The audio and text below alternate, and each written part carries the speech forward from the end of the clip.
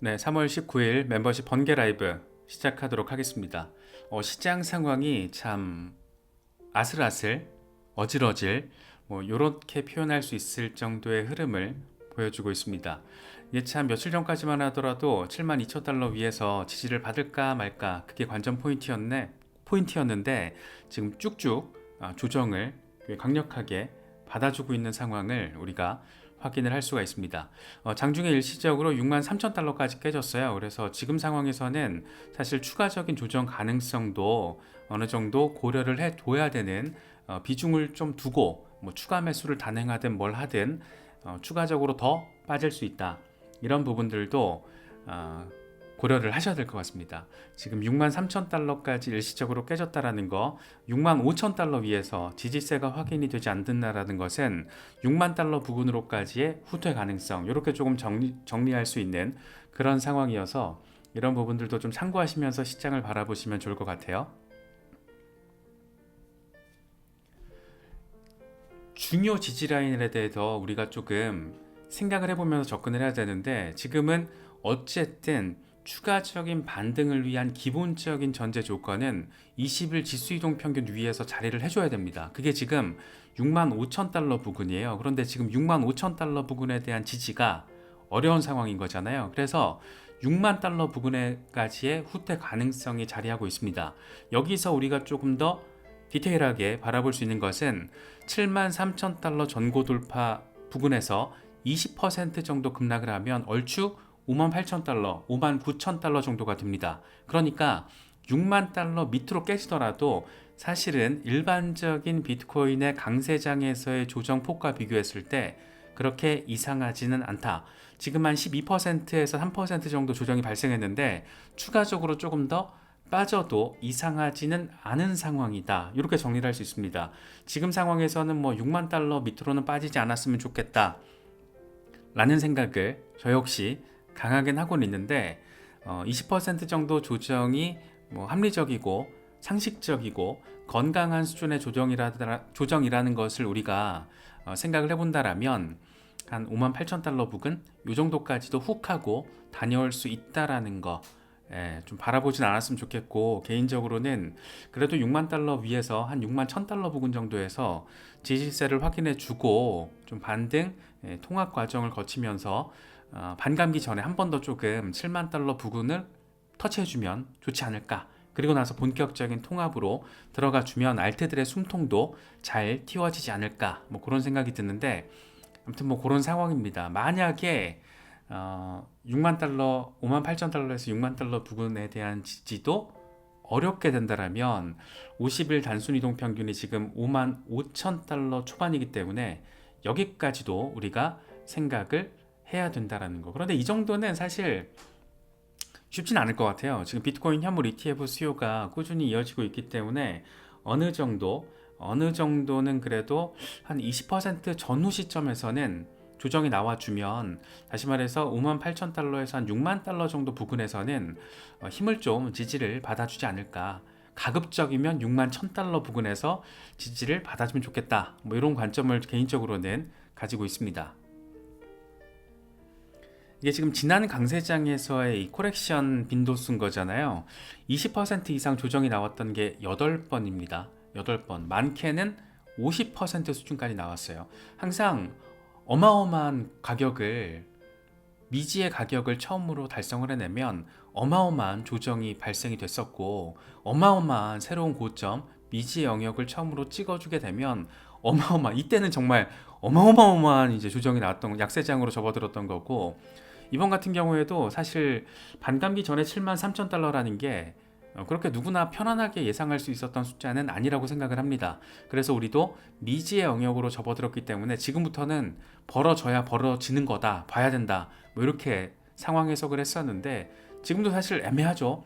이게 비트코인 현물 ETF 수요는 여전히 강력하고 반감기는 도래하고 있고, 사이클상 반감기 전 랠리의 고점을 찍고 반감기 되돌림 국면이 시작됐는데, 어디까지 어느 정도의 폭으로 되돌림이 진행될 것인가 모르는 거잖아요. 미지 영역을 지금 한번 갔다 왔기 때문에. 그런데 통상적으로 20% 수준의 조정이 발생했고 작년부터 지금 조정이 발생했다 하면 얼추 20%였어요. 그래서 지금 비트코인 현물 ETF 이슈도 있기 때문에 한 15% 정도에서 조정이 조금 마무리가 돼주면 좋지 않을까 그런 생각이 좀 많이 듭니다. 그래서 20% 수준의 조정은 그냥 쏘쏘한 거다 정도를 조금 편안하게 받아들여야 되는데 사실 이게 개미 투자자 입장에서는 쉬운 건 아니죠. 거기다가 73,000달러를 지금 받는데 20% 빠진다고 그러면 짜증나죠. 그런데 그럼에도 불구하고 우리가 20-30%의 단기 급등을 기대할 때는 20-30%의 단기 급락도 고려를 해야 한다. 이런 것까지 조금 종합적으로 생각을 해보시면 지금의 상황을 받아들이고 오히려 이제 이걸 활용해야죠. 역사적으로 비트코인 강세장에서의 조정, 특히 강력한 조정은 언제나 신박한 기회였다. 이런 거. 이번에 급락을 한 데 있어서는 역시 그레이스케일의 GBTC였습니다. 그런데 되게 재밌는 게 뭐냐면 어제 하루 3월 18일 현지 시간으로 6억 4,300만 달러 규모 비트코인 만 개가 지금 순유출이 됐거든요. 그런데 이게 1월 11일 이후에 비트코인 현물 ETF 출시된 이후에 최대 규모예요. 최대 규모. 요때 기억하실 거예요. 1월 19일, 20일 요때 한바탕 꼬라박았을 때가 최대 규모의 비트코인 GBTC 유출이 났을 때거든요. 근데 이것보다 더 많은 게 지금 18일에 현지 시간으로 미국에서 벌어졌습니다. 그래서 비트코인 가격이 크게 빠지는데 또 이놈의 그레이스케일이 기여를 했다. 라고 바라볼 수 있는데 그럼에도 불구하고 그레이스케일도 이제 살 길을 찾고 있는 것 같습니다.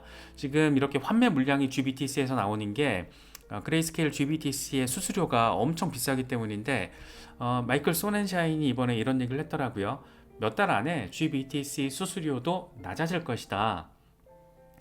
새로운 상품이 시장에 나올 때 이 수수료가 높은 경향이 있는데 시장이 성숙해질수록 낮아지게 된다. 그리고 GBTC도 그렇게 될 것으로 보인다. 이거를 지금 그레이스케일 CEO가 CNBC에서 얘기를 했습니다. 사실은 앞서서 한 2주 전쯤에 SEC에다가 이제 수수료 인하와 관련된 요청안을 제출을 했기 때문에 그때 그레이스케일 GBTC도 머지않아서 수수료 인하가 단행되겠구나 이런 생각을 갖게 만들었었는데 어쨌든 뭐 CEO가 이렇게 나서서 멘트를 하고 있고 지금 블랙록도 수수료가 비싼 편인데 아예 저가 수수료 경쟁도 지금 굉장히 빡세게 진행되고 있다라는 점 그만큼 비트코인 현물 ETF 시장이 뜨끈뜨끈하게 달궈지고 있다라는 거 GBTC 수수료가 낮아진다라는 말을 대표가 했기 때문에 이 정도 수준의 유출이 또 얼마나 더 발생할까 그러진 않을 것 같지 않나요? 그냥 일반적으로 봤을 때 뭐 6억 달러 이상이 하루에 갑자기 팍 빠지고 막 이럴까? 이러진 않을 것 같기도 하거든요. 어쨌든 전환점이 한번 마련되는 거기 때문에 그래서 전반적으로 비트코인 가격의 하방 압력이 완화되는 재료가 하나 더 등장했다라고 바라볼 수 있다라는 점에서 얼추 이번 조정도 요 정도에서 조금 마무리가 돼주면 조금 더 빠지더라도 한 6만 1,000달러 부근에서 마무리가 돼주고 슬슬 기어 올라가주면 좋겠다 뭐 이런 생각이 들기도 합니다. 이게 지금 반감기 사이클을 비교해 놓은 건데 지금 전반적으로 채널 흐름을 봤을 때 흐름이 아주 좋다라는 겁니다. 그리고 비트코인 반감기를 지나고 났을 때 급등했던 상황 요 기간 몇 달 동안 조정과 통합이 이루어지는 기간이 있지만 결국에는 급등할 거다. 반감기 잘 거치고 한 8월 전후 시점부터 급등 장세, 포물선형 랠리가 시작이 될 거다. 기울기는 갈수록 빡세질 거다. 그래서 이번 사이클 고점 탑, 사이클 채널 상단은 20만 달러 부근이 될 것이다. 요즘엔 참 이 20만 달러라는 숫자도 참 흔하게 등장을 해주고 있는 것 같습니다.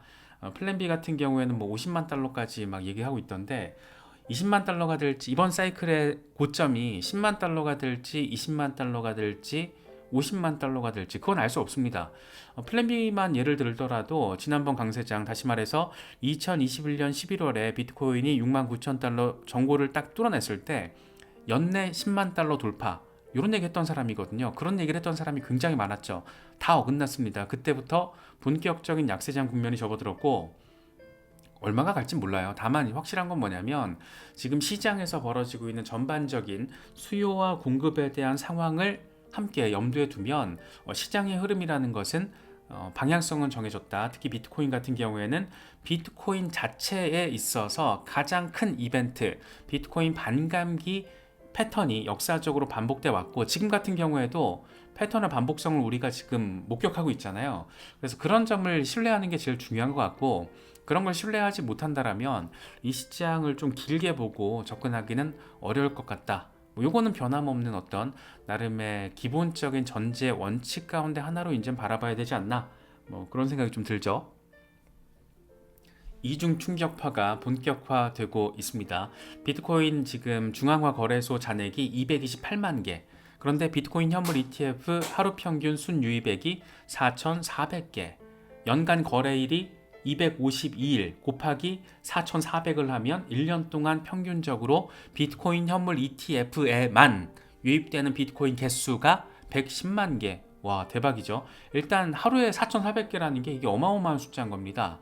지금 에버리지 하루 채굴량이 900개고 반감기를 거치면서 이게 절반으로 줄어들게 되는 상황인데, 비트코인 현물 ETF를 통해서 비트코인 현물에 대한 수요가 증가를 하고 이른바 수요 충격, 비트코인 반감기를 통해서 비트코인 채굴량이 절반으로 뚝 떨어지고, 그런데 수요는 더 늘어날 가능성이 높고, 그렇게 되면 수요 충격과 공급 충격이 맞물리면서 어떻게 되는 거지? 라는 생각을 우리가 할 수 있는 거죠. 그래서 그런 부분들 생각을 해보시면 지금의 어떤 조정 상황을 우리가 그렇게 심장이 녹아드는 상황으로까지 바라볼 필요는 없지 않을까, 뭐 그런 생각이 들기도 합니다.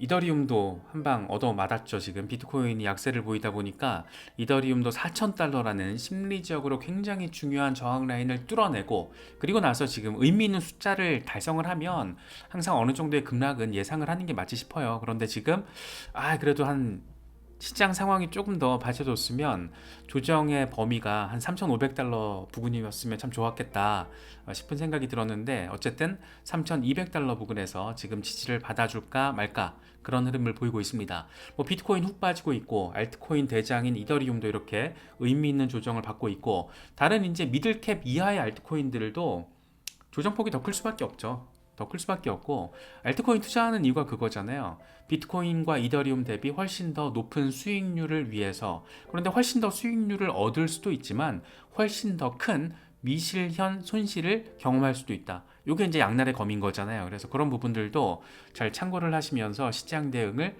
하면 좋은 상황이다. 이렇게 좀 정리가 될 것 같습니다. 댓글 보니까 구독자분 중에 한 분이 아비트럼이 너무 빠져서 좀 걱정스럽다라는 내용을 봤는데, 이게 지금 항상 알트 시즌 전에 우리가 좀 주목을 해야 될 게 알트 비트코인 페어 차트거든요. 예를 들어서 지금 이게 과거 솔라나 패턴입니다. 솔라나 BTC 패턴이 페어링 패턴인데, 급등했다가 급락했다가 더블 바텀을 확인을 하고 급등을 하는 상황. 여기서 비트코인 페어링에서 알트코인의 흐름이라는 것은 비트코인 대비 알트코인의 퍼포먼스를 우리가 인식을 할 수 있는 거잖아요.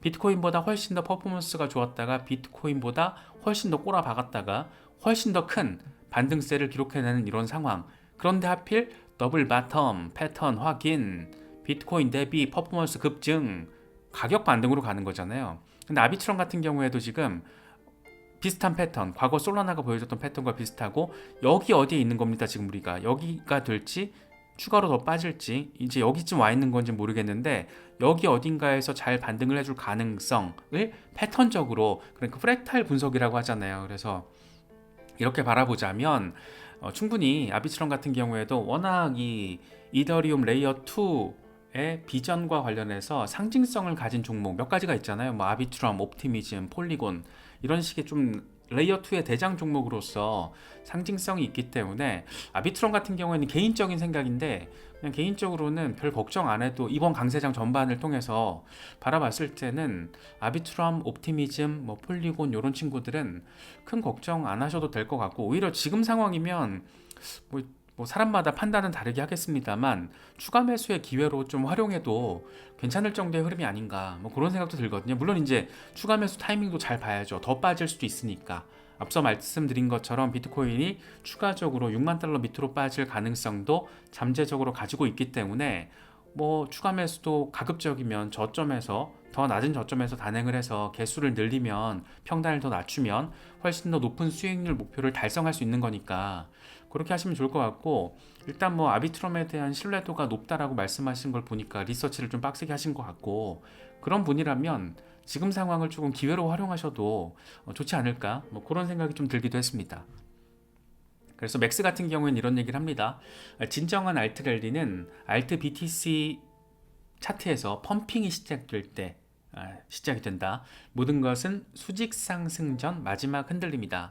수직 상승 버티컬 랠리의 마지막 움직임이다. 흔들림이다. 마지막 흔들림이다. 이런 얘기를 하는 겁니다. 재밌는 게 저는 코스모스 아톰에 투자를 하고 있진 않은데 차트가 너무 재밌어가지고 가져와 봤어요. 이건 코스모스 BTC 페어링 차트 주간 차트거든요. 와, 이 정도인지 몰랐어요. 지금 코스모스 BTC 차트에서 바닥이요, 바닥. 완전 바닥. 완전 바닥이어서 와, 이거는 한번 나올 수 있겠다 이런 생각이 들기도 하거든요. 그래서 코스모스 홀더분들은 요 차트 보시면 조금 기운이 나실 것 같아가지고 가져와 봤습니다. 그래도 코스모스도 25위권, 25위 전후에서 왔다 갔다 하는 시총 랭킹을 가진 미들캡 종목이다 보니까 홀딩 하시는 분들도 많고 이 스테이킹으로 가지고 계신 분들도 많으신데, 요거 보면 약간 희망이 좀 느껴지시지 않나요? 한 몇 주, 몇 달에 걸쳐서 의미 있는 반등 한번 나오겠는데? 라는 생각이 좀 들기도 하더라고요. 그래서 물론 뭐 차트적으로 나와줄지 여기서 꼬라박을지 모르지만 통상적인 차트 분석의 관점에서 봤을 때는 일단 딱 봐도 오씨 이 정도야? 라는 생각이 드니까, 그래서 앞서 비슷한 겁니다. 지금 이거 얘기하면서 연장선에서 말씀을 드리고 싶은 거고, 코스모스 홀더분들은 참고하시면 좋을 것 같고요. 마이클 반데포페가 이런 얘기를 해요. 이 코스모스 BTC 페어에서 지금 사이클 저점이고 한 1, 2주 안에 상당한 수준의 녹색 캔들, 그러니까 여기서 만약에 if 전제가 깔리는 거죠. 만약에 여기서 뚝하고 반등이 나와 준다라면 매우 흥미로운 자산이 될 것이다. 이런 얘기를 합니다. 그래서 재미있는 차트들이 꽤 있어요. 그래서 지금 알트 시즌을 본격적으로 준비하고 계시는 분들이라면 내가 관심 있는 알트의 BTC 페어 차트를 보시면서 이 차트가 지금 어떻게 형성되고 있는지를 바라보시는 것도 굉장히 괜찮은 대응 전략이 될 수 있지 않을까 생각이 듭니다. 이건 분석가 젤레가 올린 솔라나 차트거든요. 근데 보면 이제 솔라나가 올타임 하이까지 얼마 안 남았잖아요. 지금 솔라나도 살짝 조정이 왔는데 내가 보기엔 여기서 멈추지 않을 것 같아. 내 목표는 600달러 부근이야. 지금 솔라나가 올타임 하이가 전고가 260달러인데 솔라나 반등이 지금 약간 힘이 있어요. 그래서 저도 솔라나는 가격이 조금 떨어질 때마다 개인적으로는 추가 매수를 눈치껏 단행을 하고 있는데, 아무튼 흥미로운 프로젝트입니다. 와, 이때 기억나실 겁니다. FTX. 와, 진짜 훅 하고 빠졌던 이날, 정말 이 가을 우리가 정말 지랄도 풍년이다, 지랄도 풍년인 가을이다 뭐 이렇게 얘기를 하면서 막 우픈 시절을 보냈던 그 시기였는데, 이렇게 크게 1년 내내 오르다가 추가적인 반등까지 아주 의미 있게 한 두세 달 정도 조정을 겪더니 이렇게 또 반등을 해주더라고요. 그래서 솔라나 기반으로 민코인 생태계가 워낙 빡세게 진행이 되다 보니까 이 생태계 다양화 측면에서 솔라나가 지금 주목도를 글로벌하게 상당히 많이 받고 있다. 특히 이제 사가 폰, 이 스마트폰 영역까지 생각을 해보면 웹3 시대의 어떤 주요 모델, 비즈니스 모델로 있어서 상당히 의미 있는 주자가 되지 않을까 뭐 그런 생각이 좀 들기도 하는데, 어쨌든 솔라나 같은 경우에는 사실상 이더리움과 더불어서 알트 대장 역할을 하고 있기 때문에 이런 부분들은 솔라나나 뭐 이더리움 내가 가지고 있지 않더라도 이 대장들의 움직임은 언제나 조금 면밀하게 체크를 하시면 좋습니다. 그래서 대장들의 흐름도 좀 보시면 좋을 것 같아요. 꼭 홀더분들이 아니더라도. 이거는 체인링크 주간 차트입니다. 차트 딱 보시면 아시겠지만 예뻐요. 되게 예쁘고 급반등 이후에 통합 과정이 있었고 급반등 이후에 통합 과정을 거치고 있는 것처럼 보였는데 지금 주요 지지라인에 대한 지지를 받아주고 여기서 이번에도 잘 이번 주 종가 마감을 잘 확인해 준다라면 추가적인 반등 가능성. 체인링크는 이렇게 개인적으로 보기에는 아발란체랑 흐름이 거의 비슷하게 많이 나와요. 그런데 이 두 종목이 본질적으로는 조금 다른 파트에 자리하고 있지만 리얼 월드 에셋, 실물 자산 토큰화 이슈와 관련해서는 또 하나로 묶여요, 카테고리가.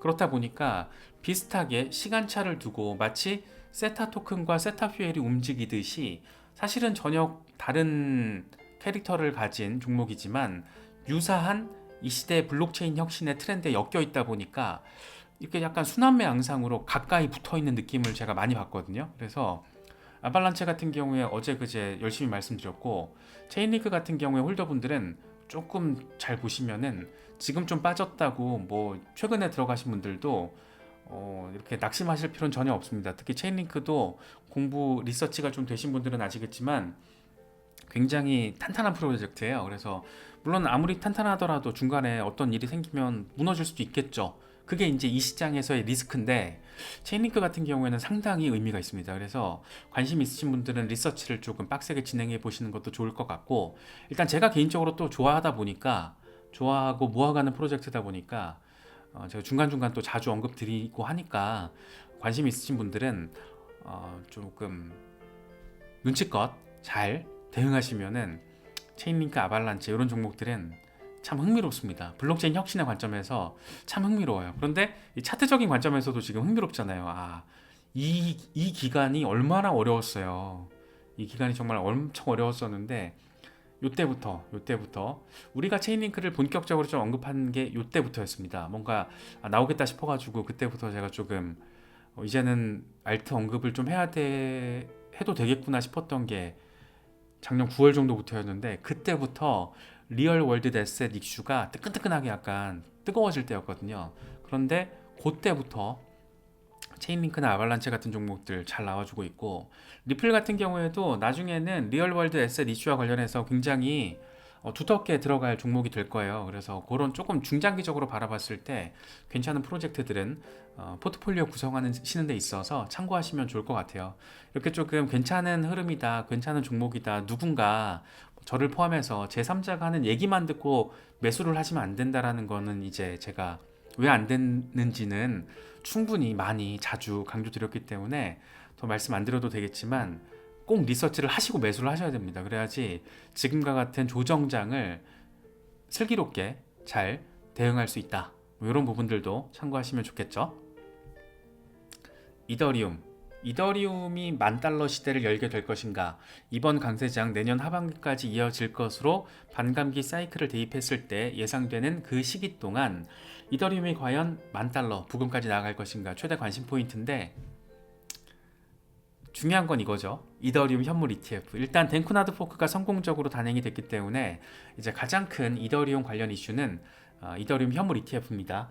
지금 이번에 피델리티가 아크21 쉐어스에 이어서 스테이킹 제공 업체를 통해서 펀드 자산 일부를 스테이킹을 가능하도록 하는 내용을 추가해서 SEC 요청을 했어요. 그래서 스테이킹 수익을 펀드 수익으로 처리를 하겠다라는 거, 이더리움이 디파이의 원조 생태계라는 걸 고려를 하면 이건 기관들 꼬시기 미끼를 지금 ETF 상품에 기본적으로 깔아놓겠다라는 거죠. 그래서 굉장히 영리한 전략입니다. 영리한 전략이고, 아크20 쉐어스도 이미 2월 초에 이렇게 수정 요청안을 제출을 한 상태고, 다만 이제 블룸버그의 제임스 세이파트는 이런 얘기를 해요. SEC가 스테이킹을 허용하진 않을 것으로 개인적으로 생각을 한다. 이건 봐야 될 것 같아요. 그래서 이 스테이킹 이슈가 어쩌면 5월 23일에 이더리움 현물 ETF가 승인되지 않는 이유가 될 수도 있습니다. 왜냐하면 이 상품의 안전성 가지고 SEC가 딴지를 걸 수가 있는데, 그럼에도 불구하고 지금 비트코인 현물 ETF가 엄청난 인기를 끌고 있고, 이더리움 현물 ETF가 안 되는 분명한 원인이 없다라면 이것도 소송 이슈로 갈 수도 있기 때문에 흥미로운 지점이에요. 굉장히 흥미로운 지점이고, 만약에 이제 뭐 5월 23일이 될지 연내 뭐 하반기가 될지 모르겠지만 이더리움 현물 ETF에 이 스테이킹 허용까지 포함돼서 승인이 된다라면 기관들 입장에서는 오히려 비트코인 현물 ETF보다 더 매력적인 요인이 될 수도 있습니다. 그래서 요거 되게 재밌는 포인트니까 조금 기억해 두시면 더 좋을 것 같습니다. 우리의 리플도 와 아침부터 사람 약간 기분 좋게 만드나? 뭐 이랬더니 막 0.66달러 주변에서 막 와리가리 하더라고요. 그런데 지금 비트코인이 조정이 조금 더 나와주다 보니까 XRP도 다시 힘이 빠진 상태인데 어쨌든 0.62달러 지지가 중요합니다. 단기적으로는 20일 지수 이동 평균이라서 여기서 지지를 받아주면 0.67 이후에 0.74 이 정도까지 단기적으로는 내다볼 수 있는 상황이죠. 이거 재밌어요. 이번에도 올해도 리플이 핀테크 혁신상 국경 간 결제 플랫폼 부문의 위너로 선정이 됐습니다. 일단 차트 흐름 주간 차트, 월간 차트, 3데이 차트, 2윅 차트, 3먼스 차트까지 우리가 다 짚어봤잖아요. 예, 차트적으로도 흐름이 좋고 이슈적으로도 이렇게 좋은 소식들이 더해지고 있고 여기에 이제 소송 이슈만 빵 하고 잘 나와주면 게임 끝이라고 지금 할 수 있는 건데 소송 이슈까지만 잘 마무리가 되면 이런 차트가 아주 이쁘게 마무리가 되겠죠. 저도 투먼스 차트까지는 잘 살펴보지 않는데 눈에 띄어서 가져와 봤습니다. 과거에도 투먼스 차트에서 MACD 골든크로스가 나와줬을 때 0.2달러에서 2달러 찍었다라는 건데 이번에 지금 골든크로스 나올 것 같잖아요. 그런데 차트는 지금 아주 예쁜 대칭 삼각 패턴 교과서적이다. 와, 빵 하고 올라서 주면 어디까지 가게 될까? 이런 기대감. 뭐 차트에는 뭐 20달러 이렇게 돼 있는데 좀 봐야겠죠. 어쨌든 소송 이슈가 있기 때문에 소송과 관련해서 뭐 어떻게 될지 모르겠지만 혹시라도 만약에 미친 척 합의 소식이 전해진다 이러면 어떻게 될까? 뭐 그것도 좀 재밌고 아무튼 그렇습니다. 그래서 4년 만에 2개월 차트를 통해서 4년 만에 MACD 강세 크로스, 골든 크로스 직전 상황 이게 성공할 때 어떤 일이 벌어질 것인가 그런 기대감이 약간 담겨 있는 상황, 이슈적으로도 흥미로운 상황 뭐 그렇게 정리가 될 것 같습니다. 이건 투익 차트인데 재밌죠? 이것도 지지가 지금 불사이클 시작점 향상 이렇게 지지를 확인해주고 불사이클이 나왔다라는 거예요. 그럼 이번에도 나와주는 거 아니야? 야 그러면 야 이거 재밌는데 역 해머 패턴이 딱 잘 완성되는 건데 뭐 이런 얘기. 그래서 긍정적으로 바라볼 수 있는 포인트들이 좀 있습니다. 그래서 XRP 홀더분들 많으시니까 잘 참고하시면 좋을 것 같습니다.